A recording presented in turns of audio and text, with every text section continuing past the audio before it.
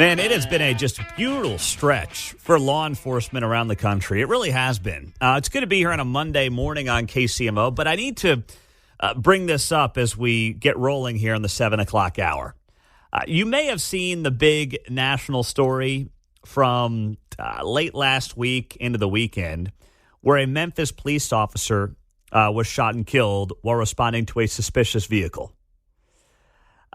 And that was early on Friday morning. It did become briefly a national story. But, of course, cops getting shot don't get the attention that they should. When bad guys get shot, especially if, the races are of the media's preferred preference, that will be a big-time, multi-day, multi-week national story. But in this case, gets a little bit of attention and then we all move on.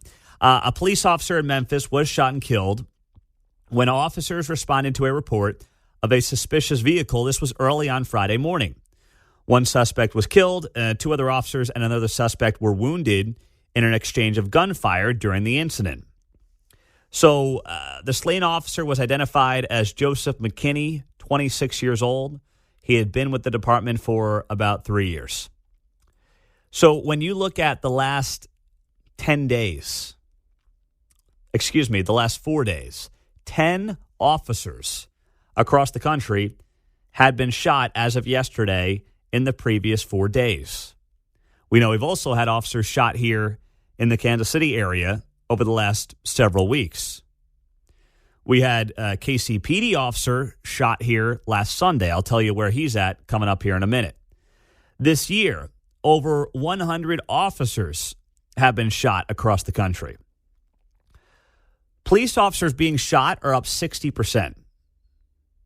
And yet we live in a world where academics, media, and politicians will try to convince you that there is no war on cops, and it's absolutely vile.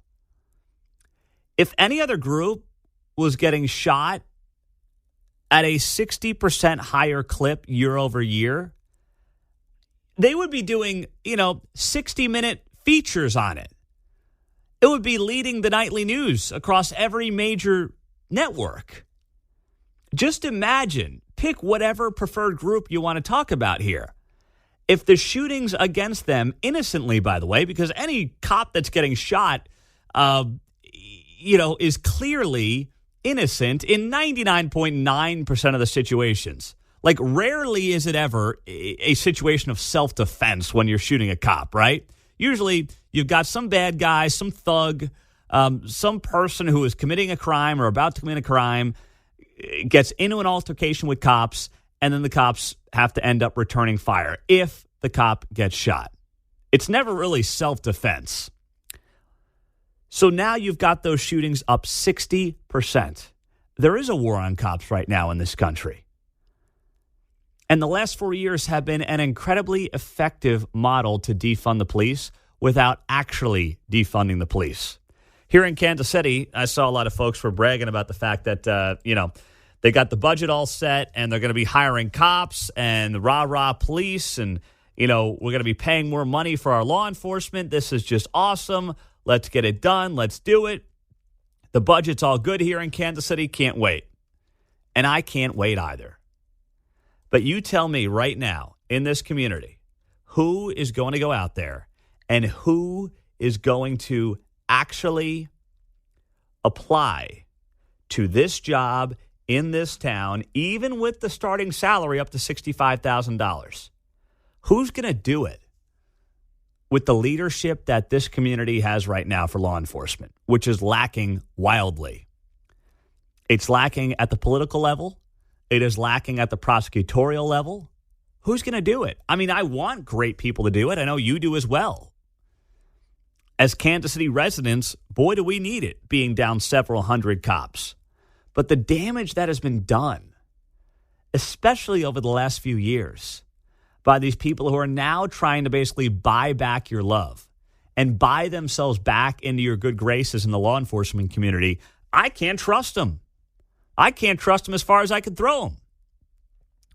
Now, meantime, what we do know here is there is a GoFundMe for the officer who was shot during a traffic stop last week, about a week ago today.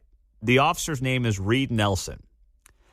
And what happened to him is he underwent extensive surgery after he was shot in the elbow, and it shattered his elbow and other bones in his right arm. Officer Nelson is now recovering at home. Doctors told his family they are hopeful that he will gain 80% of his mobility and strength in his right arm back within a year. So that is a great sign. But think about it. I mean, if he is shot just a few inches inside of his elbow, is he here to talk about it? Does he make it? Who knows? But Officer Reed Nelson has 3 young sons. Thank goodness he's alive to see him today. His injuries, writes Fox 4, will affect his ability to do simple tasks with them and will have a financial impact on his family. Nelson will receive pay from the police department, but a substantial amount of the income came from his off-duty work. And obviously, he's not going to have use of his arm for months, so he's not going to be able to work those off-duty jobs. So a GoFundMe has been set up. We will, if you could, Mark, put that up on our social media pages. We will share that as well here on KCMO Talk Radio. You know, they're trying to raise $10,000. They've raised $5,300 of the $10,000 needed for Officer Nelson. So we'll pop that up on our social media pages. Follow us at KCMO Talk Radio on Facebook and Twitter, and you can see it there. I mean, I think about some of the just bottom of the barrel people who have tried to raise money in this community. People who have, remember this a few weeks ago? There were family members of those involved allegedly in the Super Bowl shooting who were trying to raise money. I mean, talk about an all-time scumbag move. That's it right there. You have a family member who, yes, is in the hospital, but was allegedly involved in a mass shooting at a Super Bowl parade rally that garnered worldwide attention, and you're trying to raise money off a GoFundMe, and people are willingly giving to it.